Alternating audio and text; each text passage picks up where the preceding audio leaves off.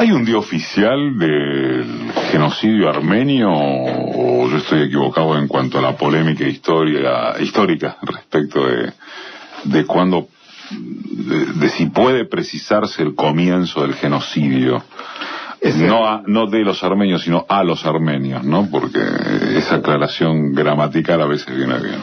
Es el 24 de abril, porque la noche del 23 empezó el genocidio con el arresto de 235 intelectuales representativos de los armenios en el Imperio Otomano, y fue el inicio, y después siguieron el desarme de los soldados armenios en el ejército otomano, y siguió la última fase, que fue la deportación y las masacres.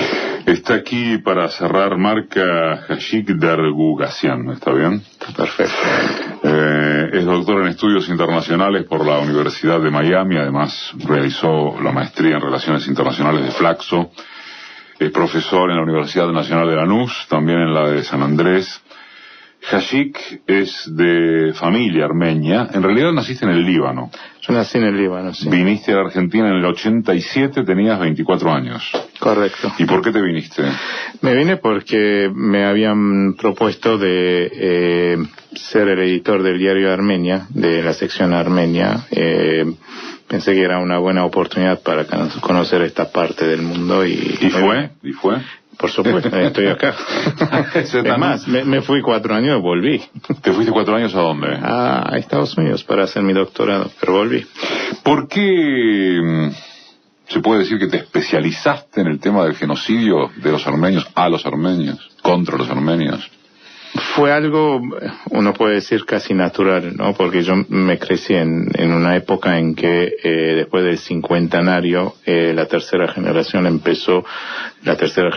de el genocidio, ¿no? De la diáspora empezó ya no conmemorar el genocidio en las comunidades en forma cerrada, sino salió en las calles a pedir reconocimiento, justicia, compensación, y todo eso de alguna forma fue despertó mi interés por la política en general, la pregunta de por qué había pasado lo que pasó a los armenios, y es ahí donde después me especialicé en los estudios internacionales, tratando de entender en qué contextos acontecen estas decisiones de vida o muerte de todo un pueblo. Hablando de eso, ¿es correcto decir que el genocidio armenio,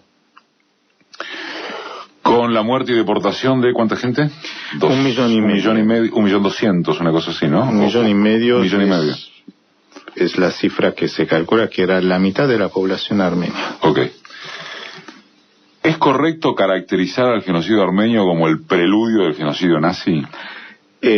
Cada vez más pruebas hay de que esto es así. El último libro que salió el año pasado es de un historiador, Eric, cuya tesis fundamental es que Mustafa Kemal Atatürk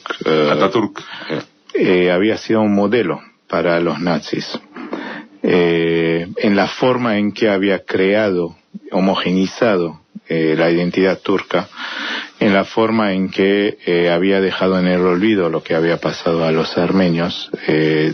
La Primera Guerra Mundial, como el Imperio Otomano era aliado de Alemania, los oficiales alemanes no solamente eran testigos de lo que pasaba, sino que registraron, y después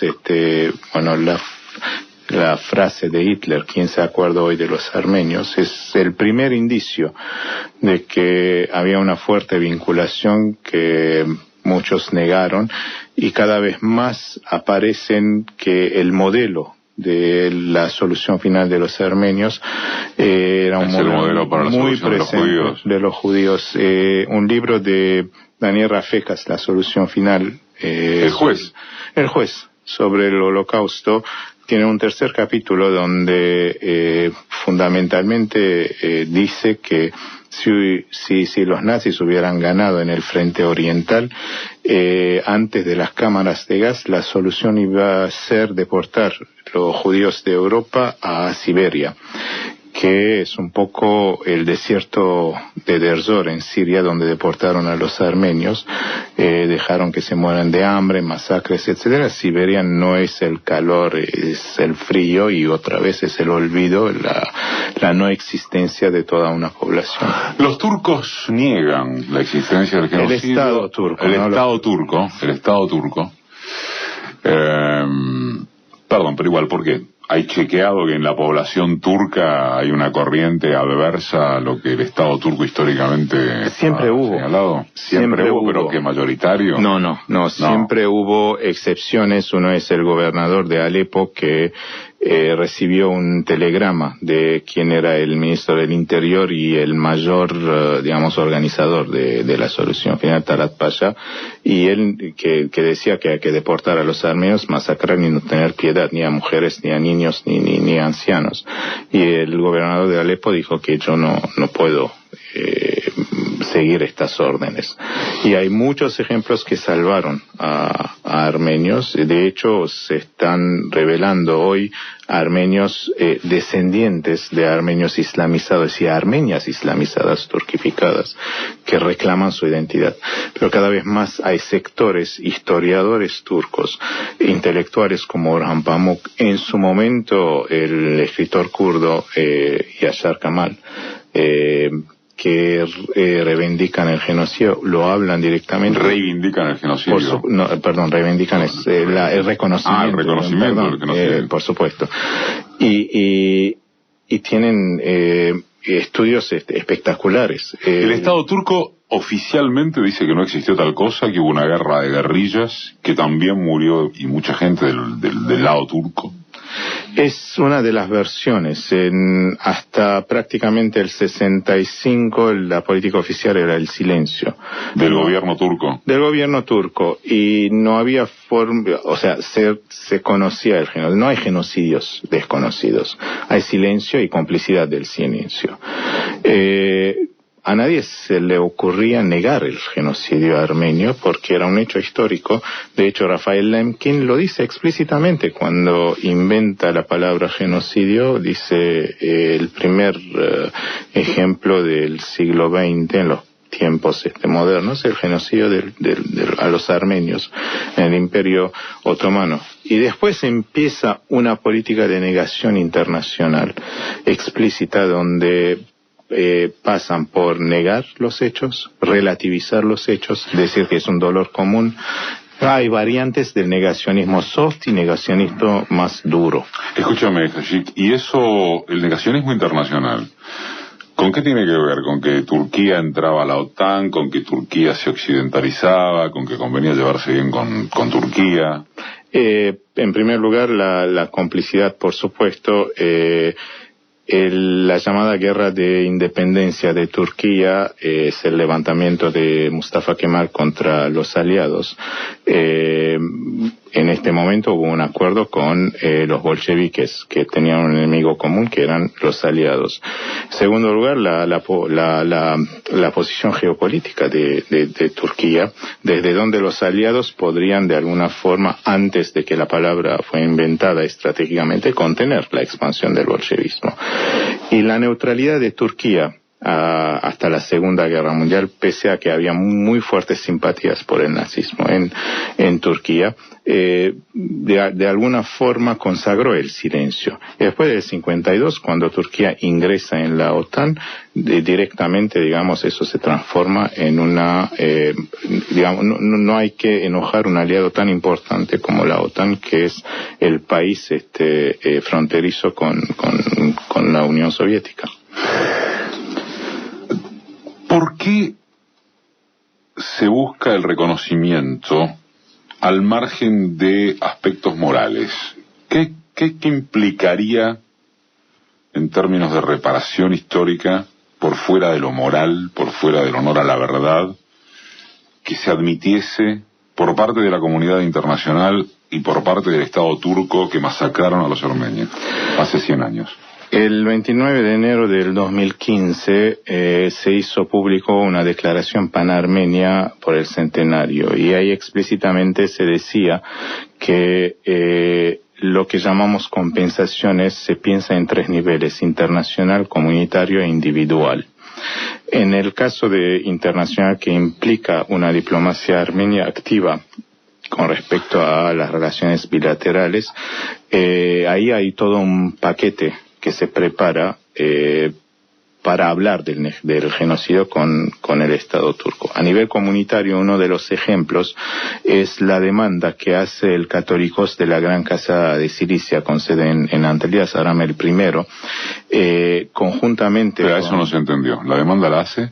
La hace a la Corte Constitucional turca, va a presentar para recuperar todas las propiedades de las iglesias armenias en Cilicia, que eran propiedades del catolicato de CIS. Y en tercer nivel, que es el individual, era el reclamo de todos los armenios que perdieron sus propiedades en los territorios históricamente armenios. Básicamente es no solamente el reconocimiento de la identidad armenia de todos estos territorios, más allá del reconocimiento del hecho, sino que la instalación de que todo lo que llamamos hoy provincias del este de Turquía, Anatolia y todo eso, eran históricamente territorios armenios. Y empezar a pensar cómo se puede terminar una enemistad entre dos pueblos, donde el no reconocimiento, la anexión territorial, el hecho de haber quedado con toda la economía de los armenios, hoy en día es una amenaza clara de la existencia de Armenia y de la identidad armenia. La propia identidad. La propia identidad. ¿Queda amenazada porque, la propia identidad, decís vos? Bueno, porque en la definición misma del genocidio, como cuando Rafael Lemkin estaba inventando, él decía que la palabra último, genocidio. La palabra genocidio. El último fin, digamos, máximo, el objetivo máximo del genocidio, de cualquier empresa genocida, es terminar con la identidad de una colectividad, de una comunidad entera. Entonces, la consecuencia del genocidio fue simplemente decir que los armenios no existieron. Y eso siguió con el abandono del patrimonio cultural armenio, la destrucción del patrimonio cultural armenio, y sigue hoy en día con la negación, la trivialización del genocidio, la banalización del genocidio, y la facilitación de parte de Turquía a los islamistas en el Medio Oriente, que entre otras cosas tienen como objeto, como blancos específicos los barrios armenios de Alepo, las iglesias armenias, la destrucción del patrimonio, la huida de los cristianos, de los armenios del Medio Oriente. Todo esto es consecuencia de un crimen del silencio y de la negación hoy en día, una negación activa, una negación presente en todos los foros diplomáticos de parte de Turquía. Gracias, viejo, por haber venido. Por favor. A 100 años del genocidio armenio, Hashit Dergukasyan, reitero, es doctor en estudios internacionales, es profesor de la Universidad Nacional de Lanús, es historiador, es especialista en el tema en uno de los temas que debería sacudir al mundo, en términos de moralidad y verdad histórica.